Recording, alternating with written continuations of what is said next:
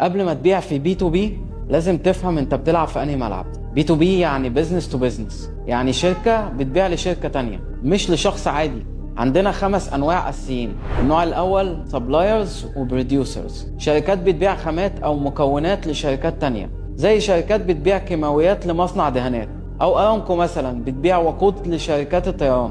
النوع التاني ريسيلرز وديستريبيوترز، دول بيشتروا المنتج جاهز من المصنع وبيبيعوه تاني، ممكن يغيروا في الباكج او البندل بس مش في المنتج نفسه.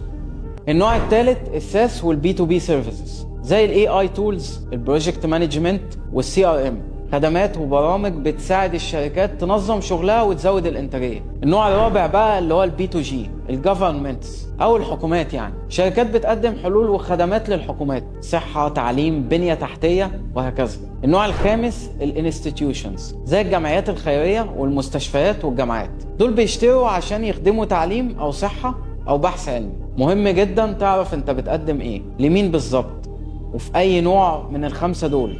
في الفيديو اللي بعده هتقارن بين بي تو بي وبي تو سي وليه طريقة البيع فيهم مختلفة تماما.